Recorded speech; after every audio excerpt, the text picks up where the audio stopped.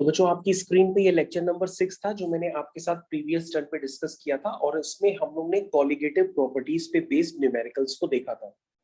Colligative properties जैसे कि relative lowering of vapour pressure, elevation of boiling point, depression and freezing point, और आज हम लोग न्यूमेरिकल्स और भी देखेंगे जिसमें दूसरी कॉलिगेटिव प्रॉपर्टीज को कवर करेंगे। तो बच्चों ये प्रीवियस टर्म का लेक्चर जो लेक्चर नंबर 6 है, इसमें मैंने सारे आपको एनसीईआरटी के क्वेश्चंस काफी देर तक समझाए थे। आई होप आपको समझ में आ गए हो।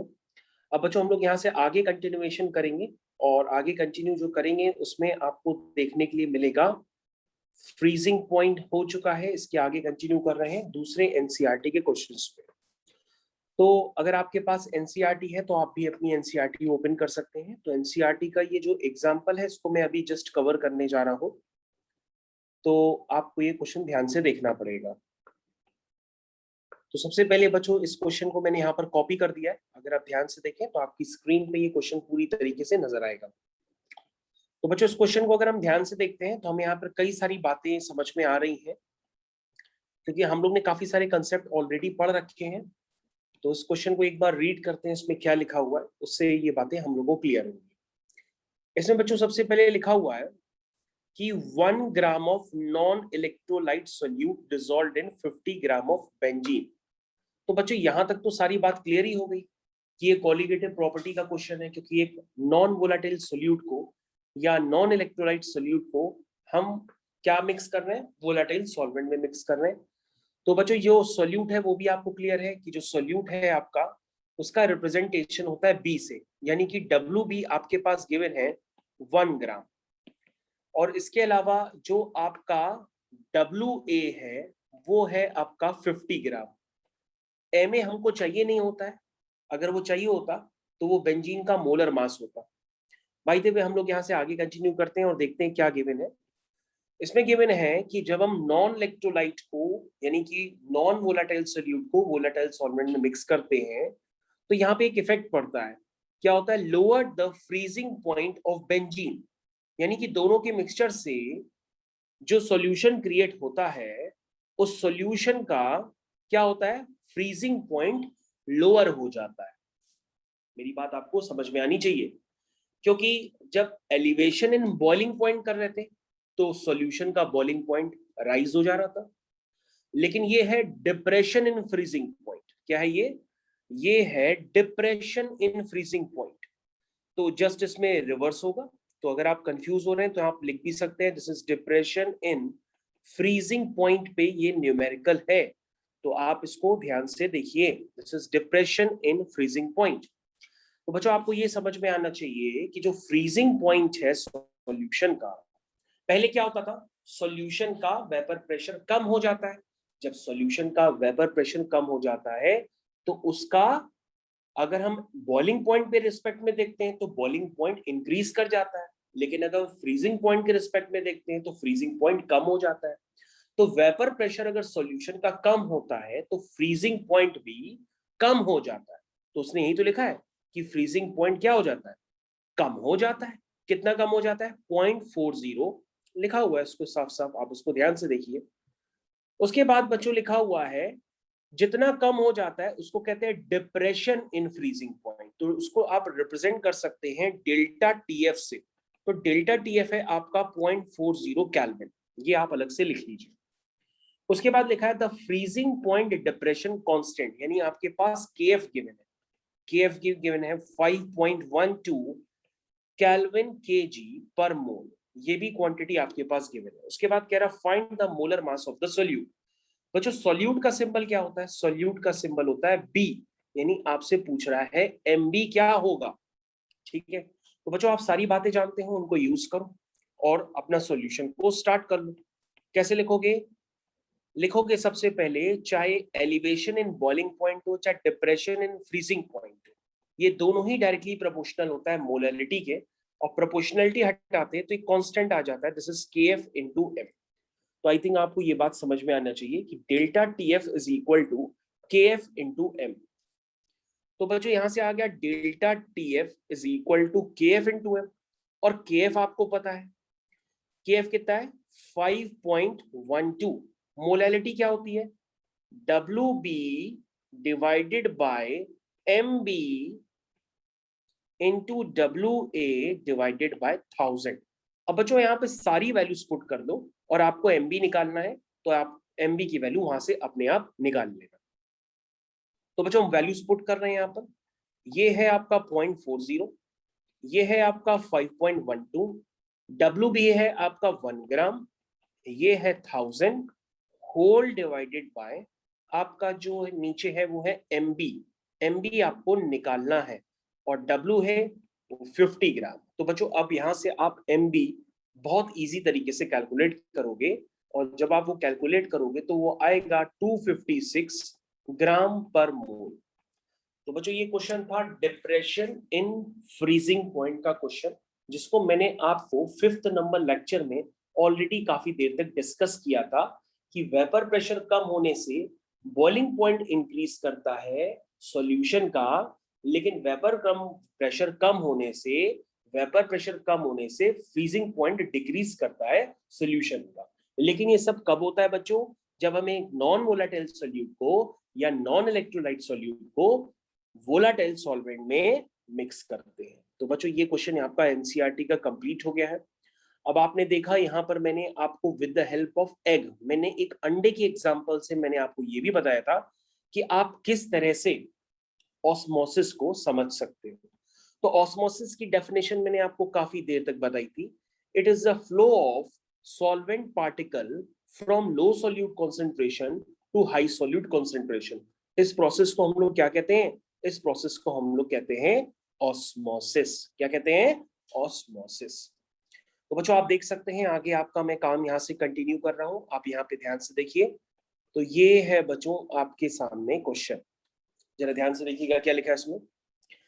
इसमें लिखा है 200 सेंटीमीटर क्यूब, और अगर आप भूल रहे हैं तो यहाँ पर आप ऑस्मोटिक प्रेशर जरूर डाल दीजिएगा। This is osmotic pressure based numerical. इसको आप किस तरह से कर रहे हैं, क्या कर रहे हैं, जरा ध्यान से देखिएगा।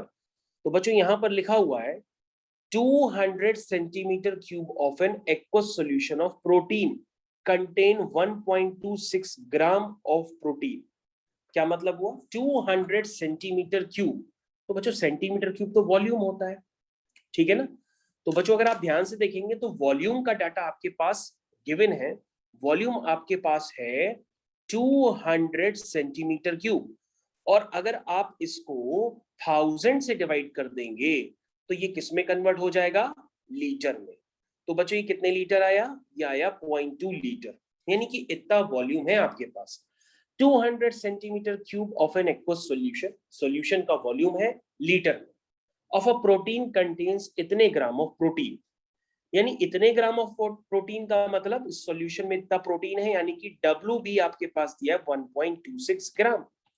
The osmotic pressure of a such solution at temperature आपके पास दिया है 300 kelvin is found to be इतने बार। तो बच्चों प्रेशर भी आपके पास गिवन है। प्रेशर आपका कितना है उसको आप लिख लिए। प्रेशर है आपका बच्चों ऑस्मोटिक प्रेशर, जिसको हम किससे रिप्रेजेंट करते हैं? पाई से। तो वो गिवन है कितना है 2.57 इंटू 10 की पावर -3 बार। प्रेशर भी आ गया। Molar mass of a protein, protein आपका सोल्यूट है, उसे आपका मोलर मास निकलवाना।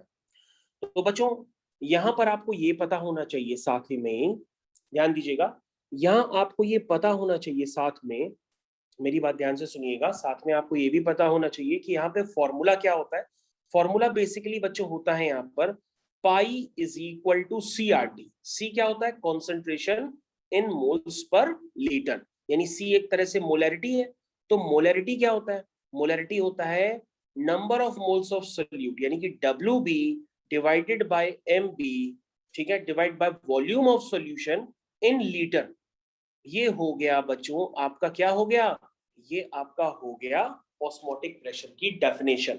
तो आपको ये फॉर्मूला अगर नहीं पता है तो आप कुछ नहीं कर सकते। तो पहले तो आपको ये फॉर्मूला स्टैंडर्ड पता हो ऑस्मोटिक प्रेशर का, जिसको मैंने आपको थ्योरी क्लास में काफी देर तक समझाया था। अब बच्चों यहाँ पर आपको सारी वैल्यूज पुट करनी होगी, तभी आपका MB, जिसको ये लोग M2 कहते हैं, वो निकल करके आ जाए। तो आई थिंक सभी बच्चों को मेरी आवाज पूरी पूरी आई है। अब आप इसको करना स्टार्ट करिए, वैल्यूज पुट करिए। दिस इज 2.57 इंटू 10 की पावर -3। W भी है बच्चों 1.26, और बच्चों R जो है आपका R एक कांस्टेंट होता है, उसकी वैल्यू आपको याद करनी होगी। R की जो वैल्यू है, क्योंकि यहाँ पे प्रेशर बार में है, तो जो R गैस कांस्टेंट है उसकी वैल्यू जो बार में होती है वो आपको पता होनी चाहिए। दिस इज 0.0821 या 0.083 होती है, ये R की वैल्यू हो गई। टेम्परेचर आपके पास केल्विन में है तो वो 300 केल्विन होता है। डिवाइडेड बाय एमबी आपको निकालना है तो आपने एमबी लिख दिया, और वॉल्यूम ऑफ लीटर में आप बता चुके हैं, वॉल्यूम लीटर में कितना है 0.2 लीटर। तो बच्चों सारा डाटा आपके पास अब यहाँ पे लिखा हुआ है। यहां से आपको एमबी यानी कि मोलर मास ऑफ सोल्यूट को कैलकुलेट करना होगा। तो बच्चों जब आप मोलर मास कैलकुलेट करेंगे प्रोटीन का, तो वो निकल के आएगा 61022 ग्राम पर मोल। सब बच्चे याद रखेंगे, मोलर मास के साथ आपको उसकी यूनिट भी लिखनी है, जो कि होती है ग्राम पर मोल। आई थिंक सभी बच्चों को मेरी आवाज पूरी है और हर बच्चा समझ गया है कि बेसिकली इस क्वेश्चन को करने का क्या कंसेप्ट है। ओके, सबको समझ में आ गया। और बच्चों हम लोग आगे कंटिन्यूएशन में लेते हैं और देखते हैं ऑस्मोटिक प्रेशर का न्यूमेरिकल। एक तरह से मैंने आपको पूरी तरह से समझा दिया। तो इसका क्वेश्चन बच्चों मैंने आपको पूरी तरह से समझा दिया है। अब आप चाहें तो एनसीईआरटी के और भी क्वेश्चंस होंगे जिनको आप आराम से लगा सकते हैं। जैसे बच्चों अगर आप एनसीईआरटी का क्वेश्चंस करना चाहें तो जैसे क्वेश्चन आप कर सकते हैं क्वेश्चन नंबर 2.9। तो ये एक इन टेक्स्ट क्वेश्चन है, इसको भी आप कर सकते हैं। जैसे 2.9 क्वेश्चन, तो ये एनसीईआरटी का 2.9 क्वेश्चन एक इन टेक्स्ट क्वेश्चन है एनसीईआरटी का। जो बच्चे इसको करना चाहें इसको कर सकते हैं। सबसे पहले आप क्वेश्चन रीड करेंगे और क्वेश्चन रीड करके पहचानेंगे कि ये क्वेश्चन कौन सी कॉलिगेटिव प्रॉपर्टी को बुला रहा है। जिस कॉलिगेटिव प्रॉपर्टी को बुला रहा होगा उसी के बेसिस पे ये क्वेश्चन होगा। ठीक है, तो सबसे पहले हर बच्चा इस क्वेश्चन को पढ़ेगा, तो पढ़ना स्टार्ट करिए। चलिए भाई, सारे बच्चे इस क्वेश्चन को पढ़ना स्टार्ट करें। तो और जिनके पास एनसीईआरटी है वो अपना एनसीईआरटी से भी पढ़ सकते हैं। जिनके पास अभी तक कुछ भी नहीं है तो वे यहाँ से देख सकते हैं। तो ये क्वेश्चन जो है मैं आपको बता देता हूँ, ये क्वेश्चन नंबर 2.9 है। अगर आपको एनसीईआरटी से देखना है तो क्वेश्चन नंबर 2.9 आप अपनी एनसीईआरटी से ओपन करिए, आपको क्लियर कट विजिबल होगा क्वेश्चन नंबर 2.9। तो बच्चों हम लोग इसको करना स्टार्ट कर रहे हैं और आपने पढ़ के ये समझ लिया होगा कि ये क्वेश्चन जो बेस्ड है ये है relative lowering of vapour pressure पे। Relative lowering of vapour pressure question आप इतनी देर में पढ़ के समझ गए होंगे। तो बच्चों यहां पर लिखा हुआ है vapour pressure of pure water at 298 kelvin is 23.8 mmHg। तो बच्चों ये प्रेशर है 298 केल्विन पे प्योर वाटर का, यानी कि आपके पास ये क्या है ठीक है, ये आपका है, आपका ये हो गया आपका पी। सॉल्वेंट को किससे हम शो करते हैं, ए से। तो पी ए नॉट आपके पास गिवन है 23.8 mm ऑफ Hg, ये हो गया। उसके बाद गिवन है 50 ग्राम ऑफ यूरिया। यूरिया का molar mass is dissolved in 850 gram of water. तो यूरिया कम अमाउंट में है तो उसका W भी आपके पास गिवन है 50 ग्राम, और उसका MB भी आप निकाल सकते हैं। यूरिया का मोलर मास अगर आप निकालेंगे तो उसका मोलर मास भी निकल के आ जाएगा, दिस इज 60 ग्राम पर मोल। ठीक है, dissolved in 850 gram of water. तो बच्चों 850 ग्राम का मतलब क्या हुआ कि ये वाटर है, यानी कि WA है, यानी कि 850 ग्राम। और अगर आपको MA की जरूरत पड़े तो आप MA भी निकाल सकते हैं, दैट इज MA कितना है 18, क्योंकि वो वाटर है, 18 gram per mole. Calculate the vapour pressure of water for this solution and its relative lowering. तो क्वेश्चन सभी बच्चों के पास पूरी तरीके से क्लियर है, सारे टर्म्स भी मैंने आपको क्लियर करके दे दिए हैं। अब क्वेश्चन को करना आप सभी लोग स्टार्ट करिए। तो सबसे पहले यहां पे लिखा है कि calculate the vapour pressure of water for this solution at and its relative lowering. ये सारी बातें आपसे पूछी गई। तो बच्चों क्वेश्चन को करना आप स्टार्ट कर सकते हैं, सभी लोग करना स्टार्ट करें क्वेश्चन को।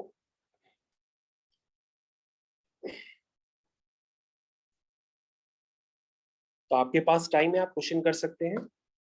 सबसे पहले आप क्या लिखेंगे, P A not minus P S upon P A not is equal to, क्या बताया था, एक्स बी। एक्स बी की जगह मैंने बताया था W B by M B लिखना है, divide by W A divide by M A लिखना है। ठीक है, ये हो गया। तो बच्चों यहाँ पे पी ए नॉट कितना है, 23.8। ठीक है, 23.8 minus P S upon P A not की वैल्यू आप देखिए कितनी है, 23.8। सारी वैल्यूज यहाँ पे पुट करिए, ये हो गया 50, ये हो गया 18 होल डिवाइड बाय ये हो गया 60 और ये हो गया 850। सारी वैल्यूज मैंने यहाँ पे पुट कर दी। पुट करिए बच्चों, सिंप्लीफाई वगैरह करिए, क्रॉस मल्टीप्लाई करिए, तो आपके पास वेपर प्रेशर ऑफ सॉल्यूशन निकल करके जो आएगा वो निकल के आ रहा है 23.4, क्योंकि आएगा तो कम ही 23.8 से, तो निकल के आ रहा है 23.4 mm ऑफ Hg निकल करके आ रहा है। सभी बच्चे ध्यान दें, मैंने आपको निकाल के दे दिया है ये वैल्यू कितनी निकल करके आ रही है। और बच्चों आपसे और क्या पूछा था, ये आपका फर्स्ट आंसर हो गया। और आपका बच्चों सेकंड पार्ट कैसे करेंगे, सेकंड पार्ट में आपसे पूछा गया रिलेटिव लोडिंग बताओ। तो रिलेटिव लोडिंग बच्चों किसके बराबर होती है, मोल फ्रैक्शन ऑफ सॉल्यूट के।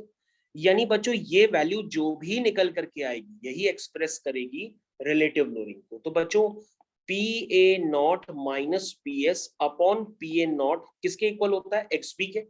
इसी टर्म को हम लोग कहते हैं रिलेटिव लोडिंग। क्या कहते हैं, रिलेटिव लोडिंग।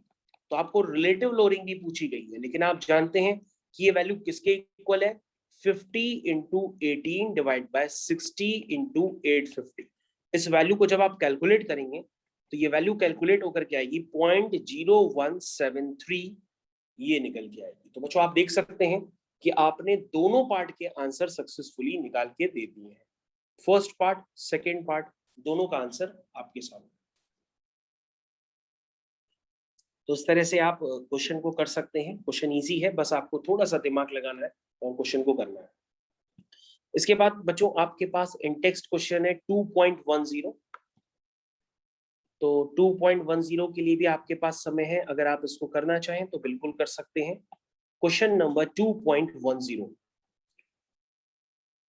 तो क्वेश्चन नंबर 2.10 आपकी स्क्रीन पे ये रहा question. This is question number 2.10। Read करिए क्या लिखा हुआ है और पढ़ के बताइए ये क्वेश्चन किस पे बेस्ड है।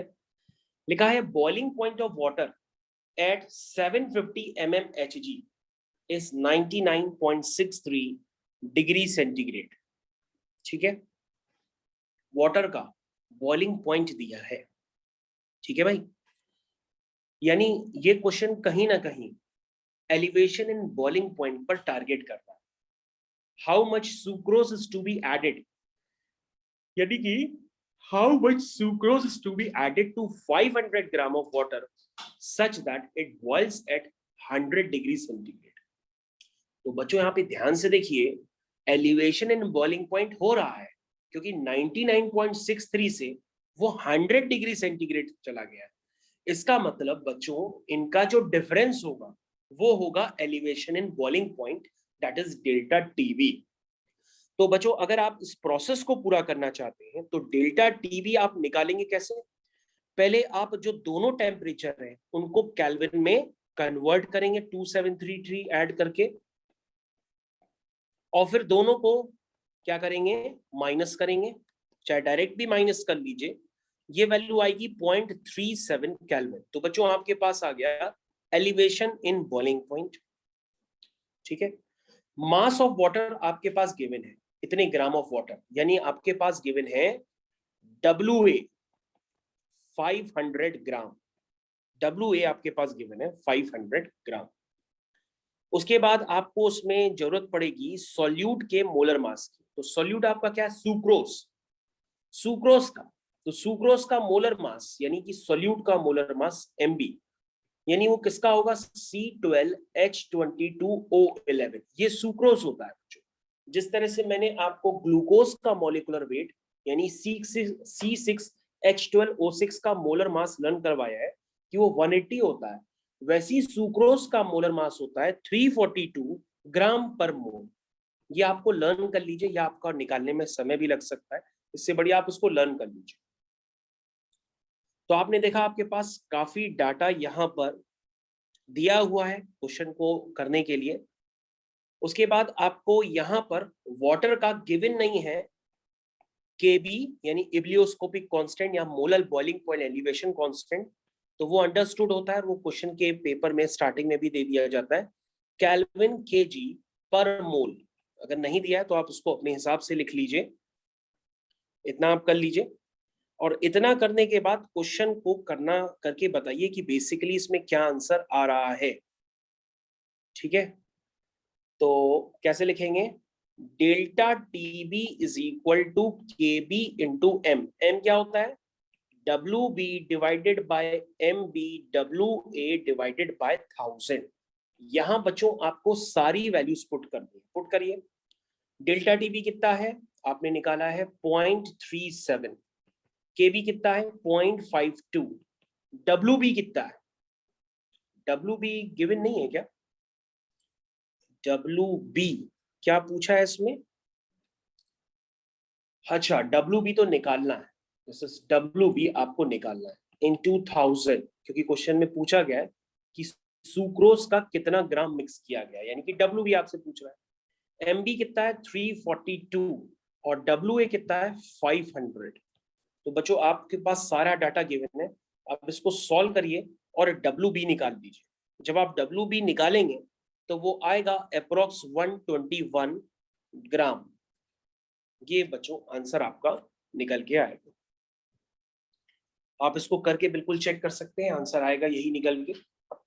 सारा डाटा मैंने आपको दिया है, सब आपको करना है।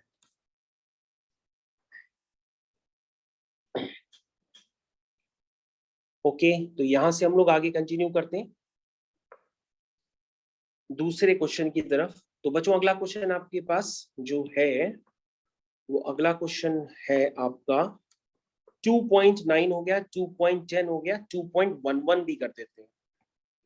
2.11 क्वेश्चन, इसको भी हम लोग कंप्लीट करने जा रहे हैं। तो क्वेश्चन नंबर 2.11 को हम लोग कंप्लीट कर रहे हैं और ये आपकी स्क्रीन पे क्वेश्चन आ गया है। जल्दी कैलकुलेशंस के लिए आप जो है अपना कैलकुलेटर यूज कर सकते हैं, या क्लास ओवर होने के बाद कैलकुलेशन आप आराम से भी कर सकते हैं। तो अब हम लोग इस क्वेश्चन को करेंगे, और इस क्वेश्चन को पढ़ने पर ऐसे ही क्लियर हो रहा है कि यहाँ पर केएफ गिवन है। केएफ गिवन है, इसका मतलब ये डिप्रेशन इन फ्रीजिंग पॉइंट पे बेस्ड है। डिप्रेशन इन फ्रीजिंग पॉइंट इस पे बेस्ड ये क्वेश्चन है। तो डिप्रेशन इन फ्रीजिंग पॉइंट पे अगर बेस्ड क्वेश्चन है तो आप उसके सारे स्टैंडर्ड पहले से ही जानते हैं। क्या गिवन है, calculate the mass of ascorbic acid. Ascorbic acid का मतलब होता है विटामिन सी, जिसका मोलर मास होता है C6H8O6। इसका आपको मास निकालना है। To be dissolved in 75 gram of acetic acid to lower its melting point 1.5 degree centigrade. बच्चों यहाँ पे सारा डाटा आपके पास गिवन है, अगर आप ध्यान से देख रहे हैं तो बच्चों आपके पास एसिटिक एसिड में इसको डिसॉल्व किया गया है, यानी एसिटिक एसिड आपका क्या है WA, यानी WA आपका गिवन है 75 ग्राम, ये आपका हो जाएगा सॉल्वेंट। और जिसको डिसॉल्व किया गया है वो है सोल्यूट, उसका आपको क्या निकालना है, मास निकालना है, यानी कि आप WB निकालेंगे और MB आप खुद निकाल सकते हैं। MB यानी कि आपको मोलर मास निकालना पड़ेगा C6H8O6। इसका मोलर मास निकालिए आप लोग, कितना आएगा, ये आएगा 12 into 6 plus 8 into 1 plus 6 into 16। इसको जब आप कैलकुलेट करेंगे तो ये निकल के आएगा 176 ग्राम पर मोल। ठीक है, ये आपका आ गया मोलर मास ऑफ सोल्यूट, और weight in gram of solute निकालना है आपके। और आपके पास बच्चों केएफ भी गिवन है, यानी क्रायोस्कोपिक कांस्टेंट या molar freezing point depression constant, kelvin KG पर मोल। अब तो आपको इनकी यूनिट्स भी लर्न कर ली होगी कि केबी और केएफ की यूनिट्स एक ही जैसी होती है, केल्विन केजी पर मोल। ठीक है, सब समझ में आ गया। डेल्टा टीएफ आपके पास नेट में मिला के डेल्टा टीएफ भी गिवन है, क्योंकि जब नॉन वोलाटाइल सोल्यूट को वोलाटाइल सॉल्वेंट में मिक्स करते हैं तो जो मेल्टिंग पॉइंट की लोअरिंग होती है दैट इज डेल्टा टीएफ, वो आपके पास गिवन है 1.5। ठीक है, कितना गिवन है? 1.5। ध्यान से देखिए, आपके पास गिवन है 1.5 डिग्री सेंटीग्रेड लिखा हुआ है आपके पास।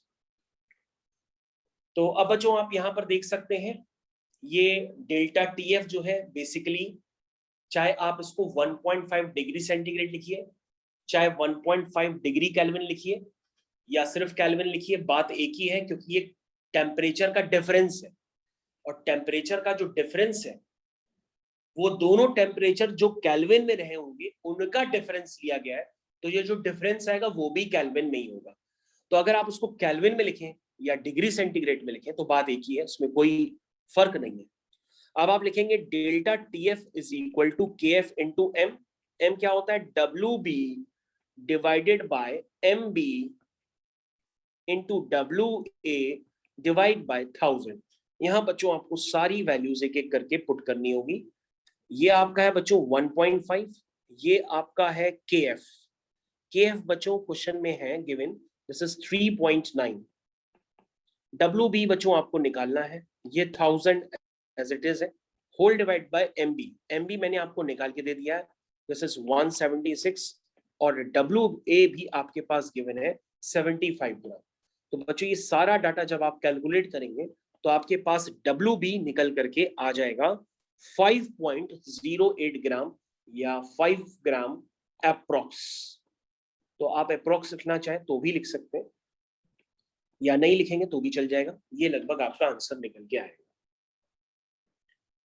तो बच्चों आपको क्लियर होना चाहिए कि क्वेश्चन किस तरह से यहाँ पर होते चले जा रहे हैं, और अगर आपको समझ में आ गया है तो क्वेश्चन आप भी बहुत आराम से कर सकते हैं अपने स्कूल्स वगैरह में।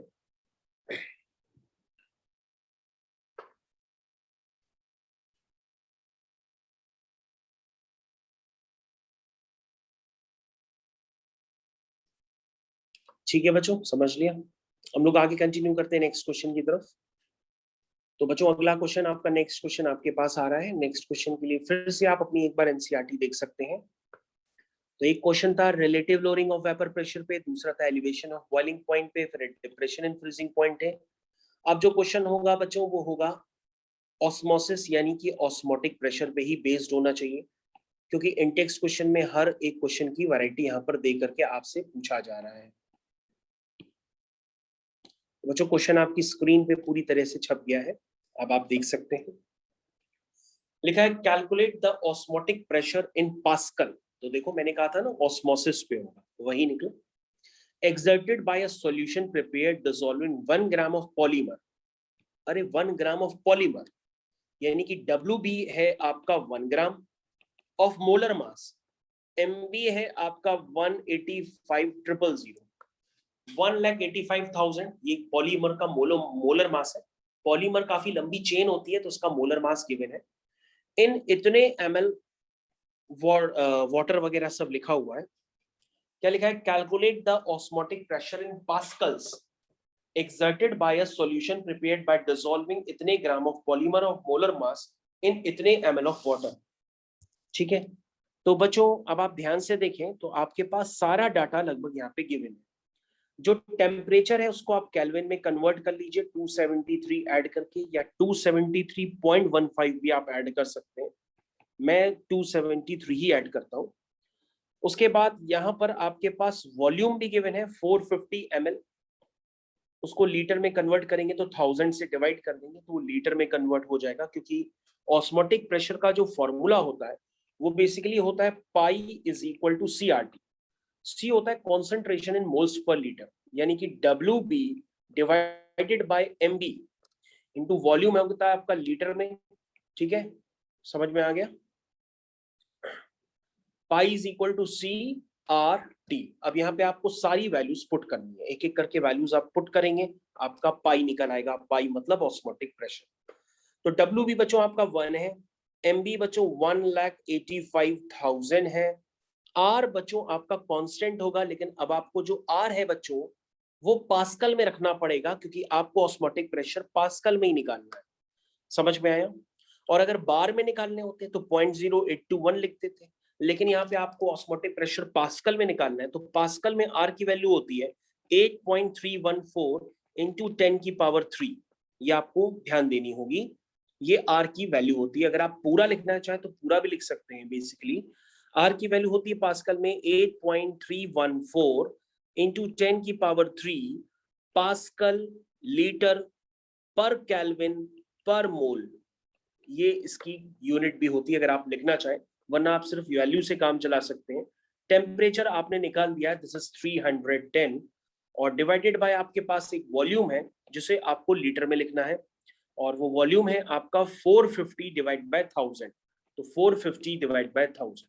तो बच्चों सारी वैल्यूज मैं यहाँ पे पुट कर चुका हूँ। अब यहाँ से जो प्रेशर कैलकुलेट आएगा वो ऑटोमेटिक पास्कल में आएगा, क्योंकि आर की वैल्यू मैंने पास्कल में ही पुट की है। तो बच्चों आपको इसको कैलकुलेट करना पड़ेगा, और ये वैल्यू कैलकुलेट करके आएगी अप्रोक्सीमेट 31 पास्कल। ये आपका फाइनल आंसर माना जाएगा।